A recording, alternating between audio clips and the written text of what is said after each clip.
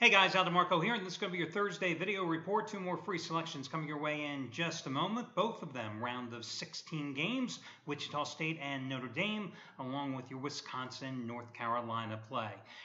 Interesting little tidbit in case you happen to be on Jeopardy anytime soon. When I was doing my handicapping and research today, quick, who has the single game scoring record in tournament history? Anybody? I sure didn't know this. Austin Carr. Austin Carr, 45 years since he set the record for Notre Dame in the first round game against Ohio back on March 7th, 1970. 61 points. And think about it. There was no three-pointers back then. There was no shot clock back then.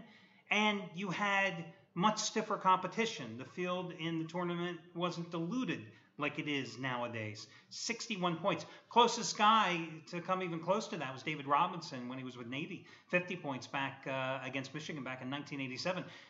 Here's another one for you. Did you know Austin Carr holds 3 of the 5 single biggest scoring games in tournament history? I mean, when you think about the history of the tournament, when you think Lou Alcindor, pre-Kareem Abdul-Jabbar days, when you think Bill Walton, when you think of all the great players, and it's Austin Carr. Listen, he had an 11-year career in the NBA. It's not exactly like he was chopped liver, but never would have guessed it. And here's another one for you, just to go one step further. So he played in 7 career tournament games. His lifetime scoring average, 41.3. 41.3. Who is number 2 on this list? And believe me, if you didn't know Austin Carr, you are never, ever, ever going to guess this one because it took me by surprise. I still can't believe it. Bill Bradley. Bill Bradley, yes, the former senator, the former New York Knick, the ex-Princeton star at 33.7 points a game. Round of 16 action, of course, getting underway here today. Listen, since 1998, underdogs of 10 points or more, and we have a couple of them today, of course, going up against Kentucky. It's West Virginia going up against Arizona, Xavier. Those dogs of 10 points or more have gone 11-6 against the spread. Interesting. Underdogs between 3.5 and 6.5 points are 27-19 versus the odds makers. Your dogs of 1 to 3 points. For example, your Wichita State Notre Dame contest tonight. They're break even. 19-19 against the spread. What does it all mean? Absolutely nothing, because as I always say, it's all cyclical. Kentucky tonight, the 4th biggest round of 16 point spread number in the past 20 years, as the Wildcats are a 13-point favorite. Now, let me get to a couple of guys who are red hot here today for coupons for you. Scott Delaney, who, of course, with his 59 plays or higher, and these are his best bets, right? 59 plays or higher over the past 4 years. $10 bettors have made a profit of over $42,000. Today, his 100 dime max wager tournament winner number 4 in a row goes. It's Wichita State and Notre Dame. You got the first 3 for discounted prices, including San Diego State over St. John's last Friday, including Kentucky over Arkansas in the SEC championship game. Today, you save $70 by using coupon code SCOTT, his first name, SCOTT.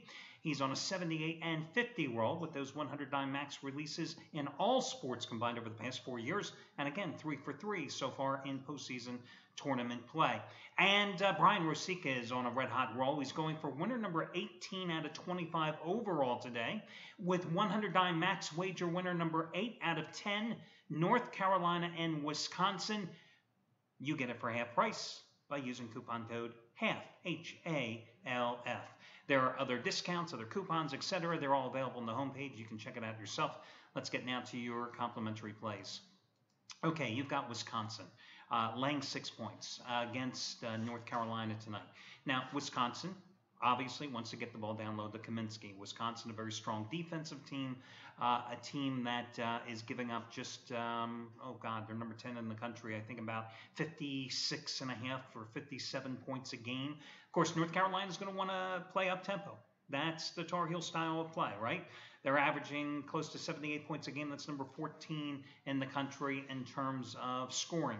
I find it kind of interesting, though, that the most interesting statistic that I found out in comparing the offenses and defenses for these two teams is that North Carolina averages about 61 shots a game from the field, okay?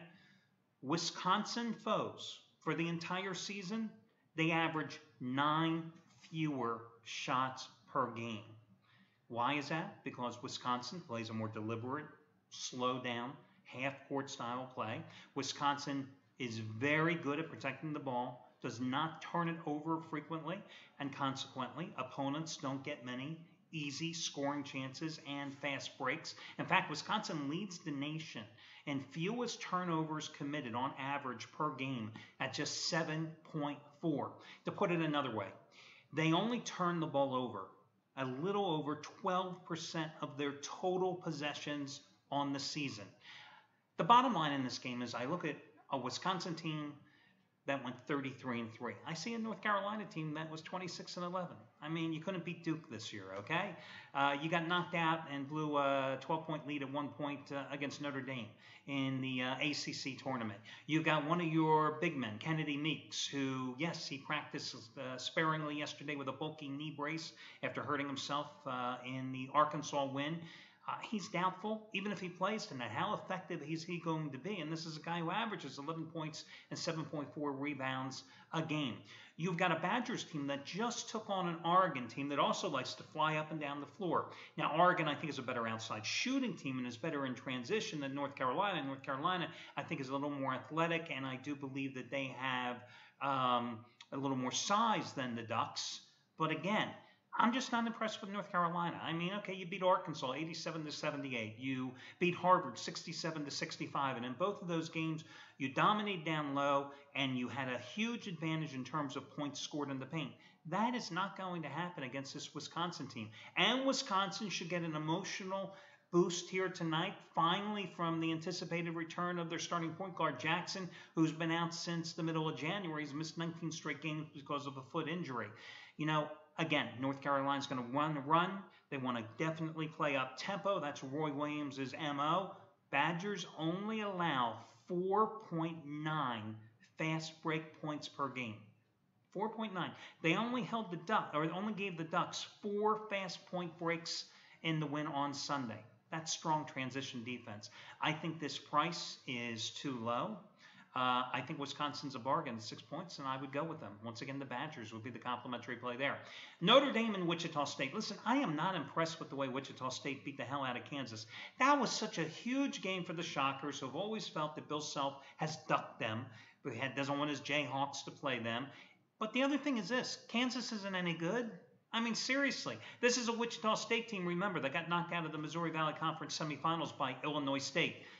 Illinois State, the team that ended up playing in the NITs, okay? You're playing Notre Dame here tonight. Notre Dame is the underdog. Okay, granted.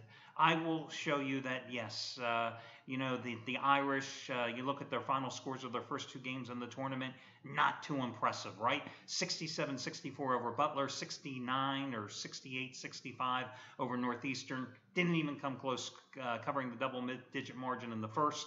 Didn't cover as a 3.5 to 4 point favorite in the second. But just remember, this is a team that overcame double-digit deficits last weekend or 2 weekends ago in the ACC tournament in Greensboro against North Carolina and Duke in consecutive games. This is a team that is going to spread the floor, an outstanding shooting team, number 2 in the country, hitting 51% of its shots. You've got a team that also is number 22 in the country in terms of how well they shoot the ball from beyond the arc. 3-point percentage, almost 39%. Hell, they made 389 three-pointers this season. That's 18th in Division I ball. There's like 350-some Division I teams. You got a team that averages 78.8 points a game. Now, Wichita State does not get into high-scoring games because nobody plays that way in the Missouri Valley Conference, and their non-conference portion of their schedule didn't allow them either. So when you see Wichita State has a scoring defense, which is ranked 8th in the country, giving up about 57 points a game, you have to realize, again, they played 20 games against opponents in the Missouri Valley Conference. It is not a high-scoring conference, okay? And yet they lost to Illinois State. They lost to Northern Iowa. I just don't think this Wichita State team is going to get the job done because, again, I don't put much into their win against Kansas because the Jayhawks were just an okay team this year, and that's it. Could they possibly still be riding a high from that big win against, in their minds, Kansas big win? Possibly. But we've had water under the bridge. We've had 4 days go past. So I don't think that's going to be a case here tonight. But I do think you're going to see Notre Dame, the cream, rise to the top tonight. And I do believe that the Irish are finally going to play a good game here in the tournament. And we're getting them at plus 2 points. So I love Notre Dame in this game. Notre Dame, I have 2 plays today, okay? I have 2 selections. One is a 15-dime play on the game between Xavier and Arizona. Of course, I had Xavier in the round of 32 in their game against Georgia State. And then I have a 5-dime play on the contest between, I almost forgot, West Virginia and Kentucky. Notre Dame came that close to being among the 2 best bets tonight. That's how much I like them. So the 2 free plays, I like Notre Dame more, but I like Wisconsin as well. That'll do it for today. Best of luck to you guys, and I'll catch you again tomorrow when we do this all over again.